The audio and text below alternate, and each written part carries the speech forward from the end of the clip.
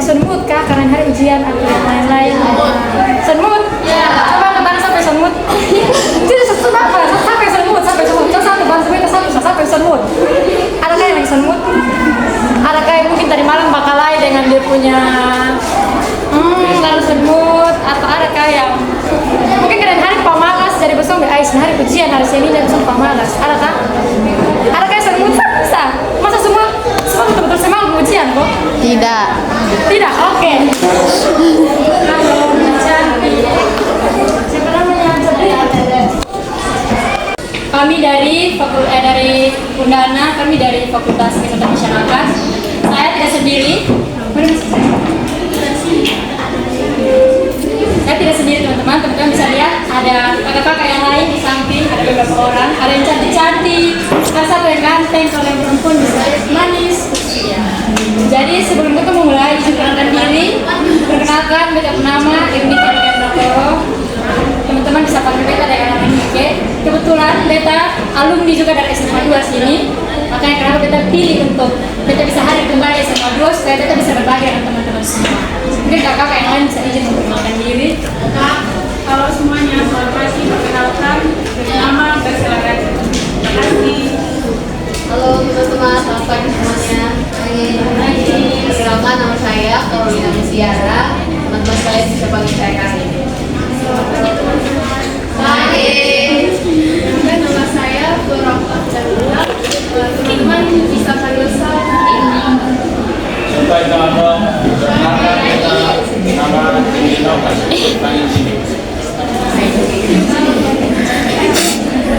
Jimmy, dan nama Jimmy. Baik teman-teman, kembali ke laptop, kembali ke beta.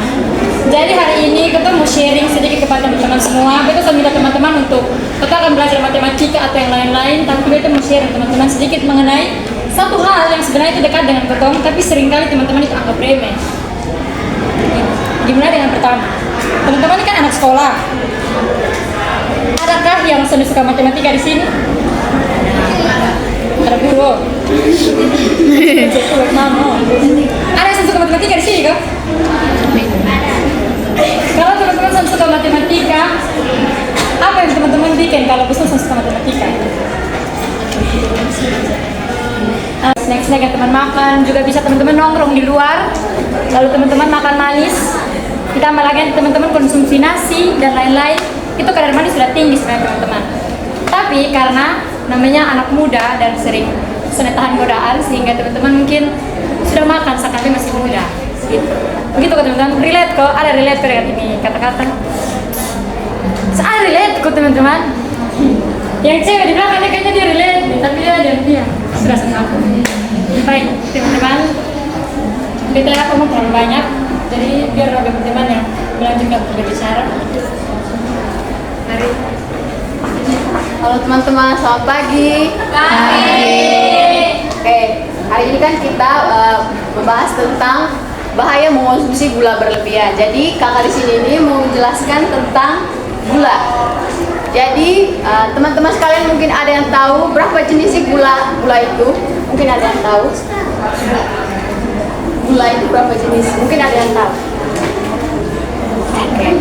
Gula itu dia itu memiliki dua jenis. Yang pertama itu ada gula alami dan yang kedua itu ada gula buatan. Nah, kalau gula alami itu dia gula yang secara alami ada di dalam suatu makanan atau minuman. Sementara bukan minuman tapi di dalam makanan. Sementara kalau gula tambahan itu gula yang ditambahkan secara sengaja ke dalam makanan atau minuman. Jadi gula alami itu ada beberapa contoh. Yang pertama itu ada fruktosa.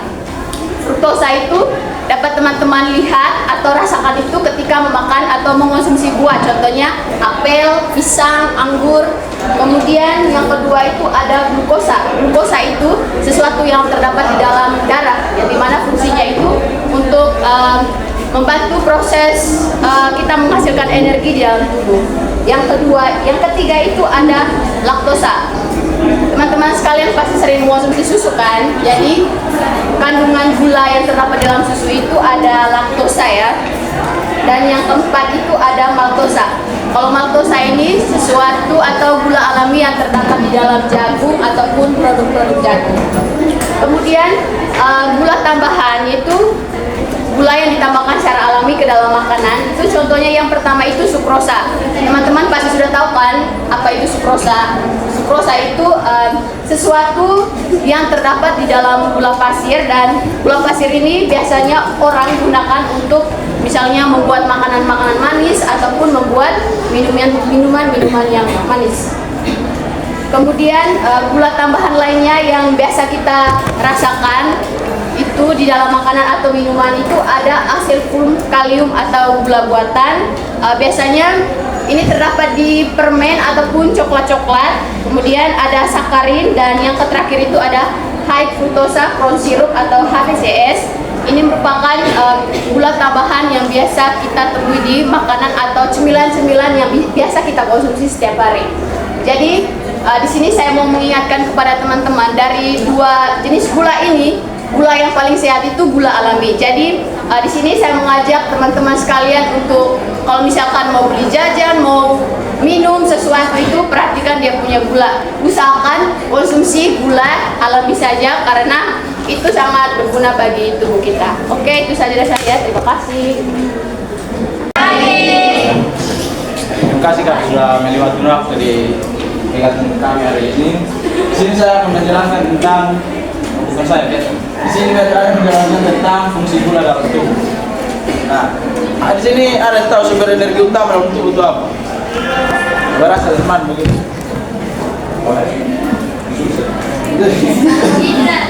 Betul, apa lagi? Sudah, pokoknya itu, tapi tertarik dong. Dari sumber energi utama dalam tubuh itu namanya glukosa atau gula. Nah ini glukosa itu salah satu jenis gula. Terus karbohidrat yang tadi bilang itu tuh apa? Jenis glukosa ini jenis karbohidrat sederhana yang tadi bilang. Jadi fungsi yang pertama itu sumber energi utama dalam tubuh. Jadi biasanya kawan-kawan apa? Minuman-minuman berenergi dong tuh biasanya ada di kandungan nutrisi dong tulis berapa gram glukosa yang ada dalam itu apa. Nanti tahu minum berenergi satu. Lemak ya. Contoh kayak Pepsi Prime ada tentang Prime itu apa? Terus yang kedua itu untuk menyimpan energi dalam tubuh. Jadi biasanya dalam apa menurut Amerika dari ada susah itu tuh perempuan butuh 25 gram gula sehari, kalau laki-laki 39 gram. Jadi misalnya kalau sudah lebih dari itu akan di rumah menjadi glikogen supaya apa supaya di rumah menjadi glikogen terus simpan di otot tubuh. Terus apa biasanya muslim dong buka puasa pakai manis-manis son. Betul tuh kurma begitu itu karena sumber energi utama dari gula. Terus yang kedua itu yang ketiga mendukung fungsi otak.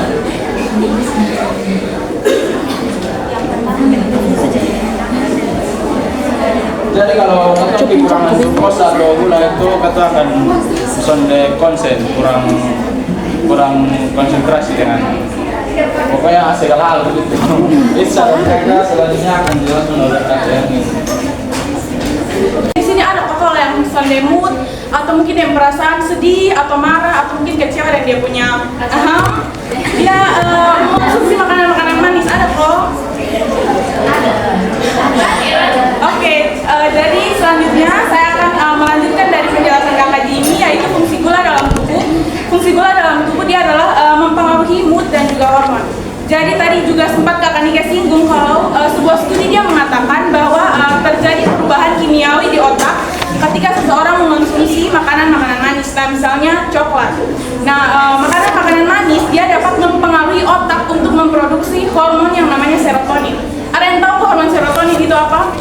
Nah, jadi hormon serotonin dia berperan dalam menstabilkan suasana hati dan mencegah terjadinya depresi. Nah, makanan-makanan manis dia dapat mengaktifkan fitur kesenangan di otak dan berperan dalam memproduksi hormon dopamin.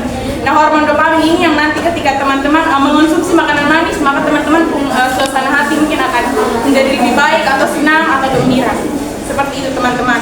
Namun teman-teman perlu perhatikan bahwa konsumsi gula berlebih itu tidak baik karena dapat membahayakan tubuh teman-teman dan menimbulkan masalah-masalah kesehatan. Nah, selanjutnya teman saya akan menjelaskan mengenai resiko konsumsi gula berlebih. Sekian. Halo. Hai. Jadi saya mau menjelaskan risiko jangka panjang kalau mengonsumsi gula yang berlebih. Yang pertama tentunya adalah kenaikan berat badan. Gula ini kayak dia memiliki karbohidrat yang banyak, tapi selalu memberi rasa kenyang. Jadi kita otomatis lapar terus. Jadi karena itu kita punya lemak tubuh itu kayak bertambah. Yang kedua adalah perubahan gula darah. Gula ini membuat kita punya gula darah ini naik turun drastis. Ini akan mengakibatkan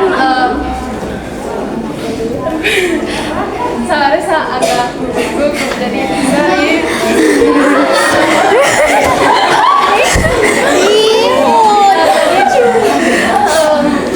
itu akan buat kita kayak rasa lemas, mudah lapar, terus sulit fokus. Terus kalau jangka panjangnya kita konsumsi gula ini akan mengakibatkan stroke sama risiko penyakit jantung. Yang ketiga itu peningkatan risiko diabetes dan diabetes tipe 2. Jadi nih kalau kita mengonsumsi gula yang berlebih, kita punya pankreas nih akan bekerja lebih keras untuk menghasilkan insulin. Jadi ini cara kerjanya insulin ini menyerap glukosa yang ada di darah untuk dijadikan energi. Nah, nanti kalau lama-lama kita punya pankreas bekerja untuk ini menghasilkan insulin ini akan menyebabkan resistensi insulin. Jadi resistensi insulin ini kita punya sel-sel tubuh ini tidak bisa merespon jadi kita punya sel-sel tubuh ini tidak bisa merespon itu hormon insulin sehingga tidak bisa mengontrol kadar gula darah. Jadi itu bisa menyebabkan penyakit-penyakit lain seperti gangguan ginjal, habis itu saraf sama itu. Baik, terima kasih, sorry.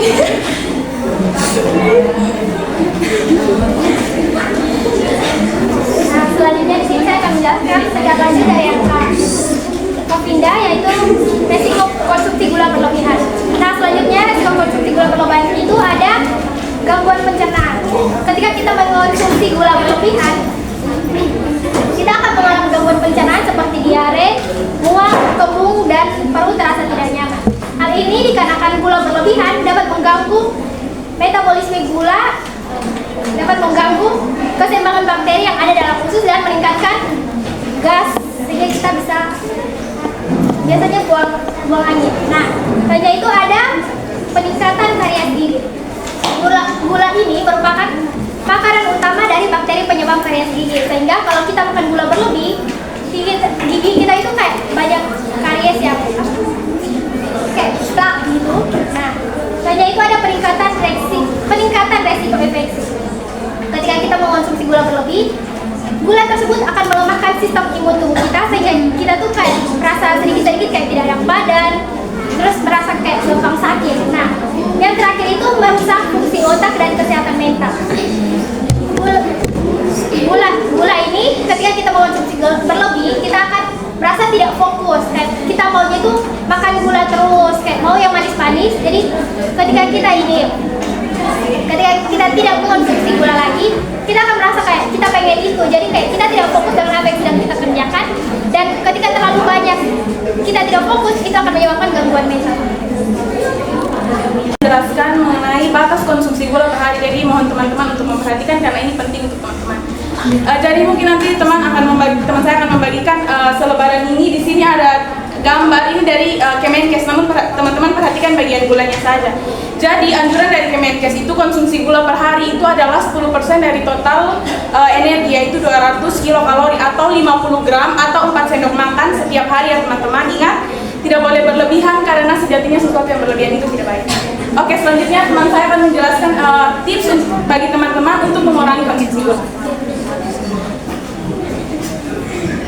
Baik teman-teman, saya akan menjelaskan tips mengurangi konsumsi gula. Yang pertama mungkin teman-teman bisa beralih ke minuman rendah gula. Jadi mungkin teman-teman tahu minuman yang tinggi gula itu sepertinya minuman bersoda. Jadi mungkin teman-teman bisa beralih ke minuman, teman-teman bisa mengkonsumsi air putih saja mungkin, atau tidak air kelapa, air teh juga bisa. Dan yang kedua, periksa label makanan. Jadi sebelum teman-teman membeli makanan atau minuman, mungkin teman-teman bisa melihat di belakang kemasan tuh biasanya kan ada tertera berapa kadar gula yang ada di makanan tersebut. Ya mungkin saja dan teman saya akan lanjutkan.